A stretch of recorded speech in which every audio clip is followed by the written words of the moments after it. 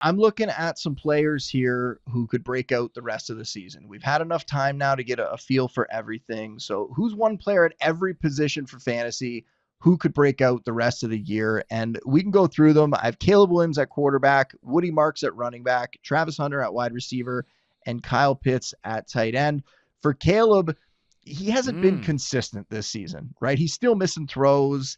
He still looks uncomfortable at times, I would say.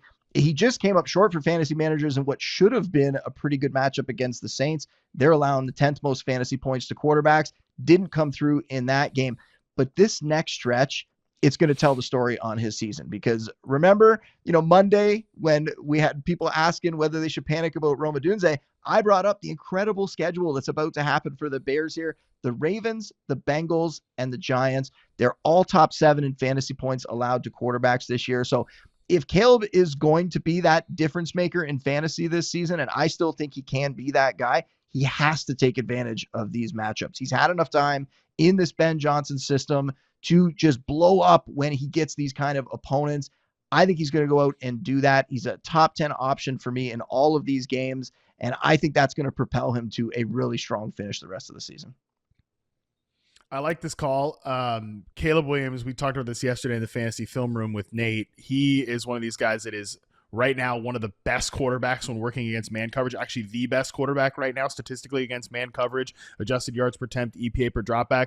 But he falls back to close to the bottom 10, if not in the bottom 10, when he's working against zone coverage, which I think is actually really instructive with his game right now because, number one, his guy, Rome Odunze, is a man coverage beater. So you know, no shock there that he's been really good against man because that's the guy he's feeding, that's the guy he's throwing to. But also I think Caleb has just turned down some throws working over the middle of the field against zone coverage. I think it's not where he's most comfortable. I also think his inaccuracy can show up a little bit when he's throwing off platform into zone coverages, stuff like that. So, but also I would say too, the fact that they're getting this run game going now, this is what these coordinators like Ben Johnson want to do. They want to build their pass game off of their run game, especially the play action heavy quarterbacks. So for Caleb, if he can get more efficient because the run game is better, working on the play action, taking those shots over the middle against zone coverage, if also guys like Colson Loveland and Luther Burden emerge, who are probably going to be better zone beaters in your offense than your top guy in Rome, who's your man beater, I think there's ways where those can level out. And in that case, we can definitely see Caleb be a really strong fantasy quarterback rest of the way. Yeah, the tools are there. The system is there. I think you're making a great point about the running game coming along and the whole thing just kind of gelling over time. But yes, the running game coming along takes a lot of stress off of him if they can have that success on the ground to be efficient there. And who knows if it's going to continue. They've had that success recently in these upcoming matchups.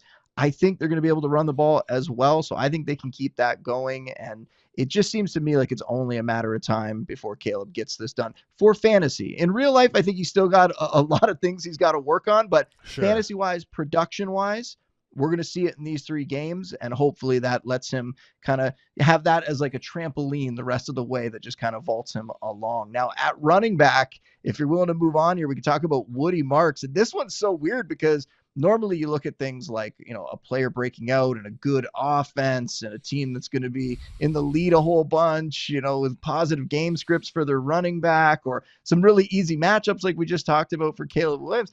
And in this one, it's so strange because it's kind of the opposite for Woody Marks, right? It's kind of clear to me that Nick Chubb just doesn't have a lot left in the tank.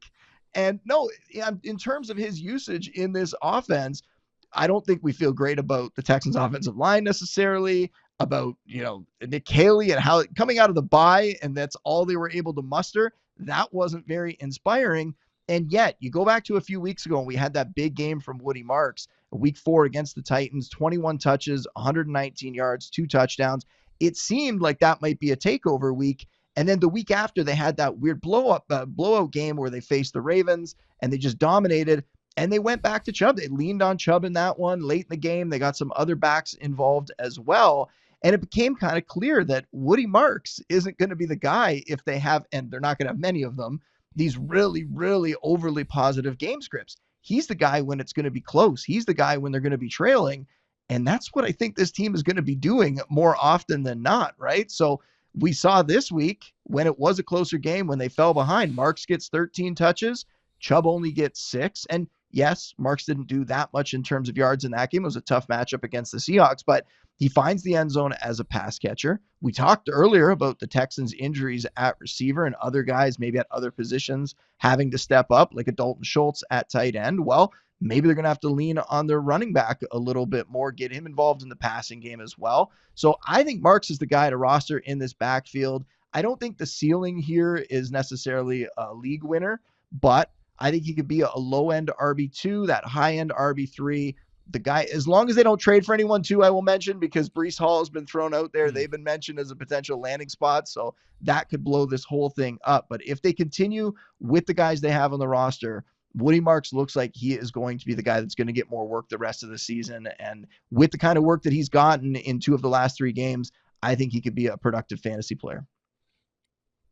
I just really need this Texans team, which I can't believe we're talking about the Texans so much. This has been like hate on the Texans week on the Yahoo Fantasy Forecast and Football 301. And yet somehow we're like, oh, Woody Marks might break out rest of the way. But I think that's going to take like as much as I talked about Jalen Noel in the second half of that game actually getting used the way he should be and getting the playing time, so did Woody Marks, to your point. And it's going to take Nick Caley and D'Amico Ryan seeing what happened in the second half of that game and bringing that back on a weekly basis, because we need to see that more going forward. So I can buy this case a little bit, but I can buy your next breakout pick, which is the wide receiver that you're going to talk about. So I'm glad to see, Justin Boone, you have Travis Hunter here as your wide receiver pick. So let's hear it. What's the case?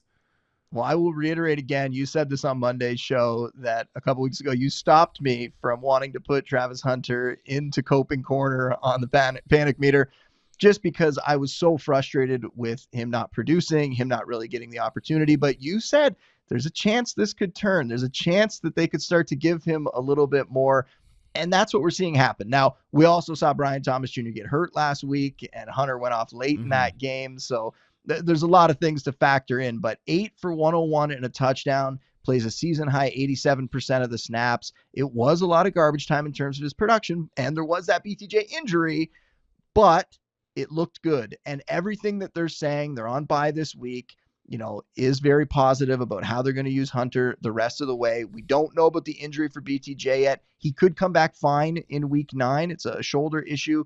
We'll have to monitor that one, but there are some indications from Liam Cohen himself that they want to get Travis Hunter more involved, that they want to get him more looks as the primary receiver, and also that coming out of the bye, the quote from him is that they want to use, I'm paraphrasing, but they want to use their best 11 out there. And that, to me, really is an indication that Travis Hunter is going to get more work, because he is certainly one of their best 11, probably on both sides of the ball.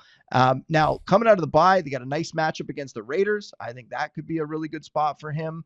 And we know that he's a talented player. He is still developing. If they're willing to scheme him up a little more, if they're willing to give him more opportunity on offense, which by all indications seems to be the way this is going, then that breakout is definitely possible. And there is still a non-zero chance that he becomes that number 1 receiver in the offense over BTJ at some point this season or for the rest of this season. So when new information presents itself, you got to adapt. That's what I'm doing. I think it was a very much out of frustration a few weeks ago that I wanted to put him into the coping corner. I'm glad that you talked me out of that. And I think now we have a really good shot to see him have that breakout in the second half of the year. Well, I think what you were doing there was you were adjusting to new information that the Jaguars had been giving us at the time, which was, they weren't making him a priority player on the offensive side of the football. And I think that was where your frustrations and the idea that he might be a coping corner candidate were coming from. And I totally understand that. At the same time, though, he was starting to trend up on the offense, which is, for me, I was like, okay, let's just try to leave out one more week of hope. And thank God we got it. I mean, the 100-yard game, the first touchdown. And yeah, I mean, they were definitely behind in the second half, but people can miss me with, it was just in garbage time all week. Like, I watched that film. It's not like the Rams were just like, run by me, Travis Hunter, no problem, no big deal. And meanwhile, the Broncos came back with 33 points in the fourth quarter. Like, anything can happen in an NFL game. You don't just give up in an NFL game. And I actually think that the more important thing is that he was running more downfield, real routes this past week. And yeah, you mentioned the quote from Liam Cohen, best 11 on offense. Travis Hunter is easily one of their best 11 players, if not their best pass catcher right now. Drops are not everything. Right?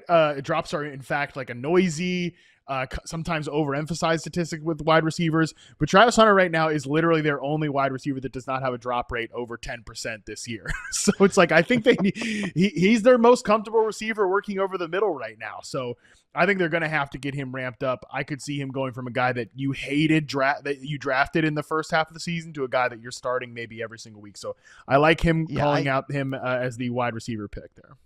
Yeah, coming out of the bye in that matchup, I think we're looking at him as like a wide receiver 3 flex option and a guy who has a much higher ceiling, especially if BTJ isn't 100% or if BTJ misses time. So we'll factor all that in when they do return from the bye in week 9. And then the last guy on the list here at tight end, Kyle Pitts. And here we are again, Harmon. We're back to Here Kyle we are Pitts, again. But hear me out. All right. He's finished as a top 15 fantasy tight end in half of his games this year. All right. The best part of his schedule, it's only just beginning. In week 8, he's taken on the Dolphins. They give up the 10th most fantasy points to his position. If you include Miami, his next 9 opponents, all plus matchups for fantasy tight ends. 6 of them are inside the top 10 in fantasy points allowed to tight ends. He is a low-end tight end 1 this week, and I think he's going to be a low-end tight end 1 the rest of the way, and you could probably get him for tight end 2 prices because so many people over the years have been burned by him in fantasy, and you got some other younger guys coming on at the moment. So if you're looking for tight end help and you're looking for it on the cheap, I think you could go trade for Kyle Pitts, and I think he is going to be a pretty good starter for you, at least for the next 9 weeks, let's say. I mean, what's the Thanos line? You couldn't live with your failure. Where'd that bring you? Back to me. And that's Kyle Pitts right now. I thought you baby. I am inevitable. Kyle Pitts is inevitable. Well, he is. That's the one we're going. Talking about Kyle Pitts, yeah, it's definitely inevitable. But right now in the NFL, the tight end who has run the highest run around on the highest percentage of his team's dropbacks is Trey McBride at 93%. Number 2 is Kyle Pitts at 91%. So that is a variables have changed here. It's no longer like, oh, he's not on the field. Like, no, the guy is out there. He is on 81% of the snaps for the Falcons right now, and he's been targeted on 19% of his routes. He's not been crazy efficient, but I also think this is an offense, Boone, that is kind of searching for different answers, right? They're having issues with man coverage. The Darnell Mooney stuff's been a little hit or miss. The Michael Penix stuff has been a little hit or miss. They're still trying to figure out what to do with this whole unit. And part of that could be like, all right, let's find different ways to get Kyle Pitts activated. So yeah, I think for the first time in probably a couple of years now, I'm open to the Pitts stuff just because I think he's looking better too, which is a key part of this variable. So we couldn't do a fantasy breakout segment without talking Kyle Pitts. I think it's like legally required, even if you're doing it in the middle of the season. So those are some really good candidates from Boone. I like all 4 of those guys to varying degrees. So I think those are all some good picks for potential breakouts the rest of the season.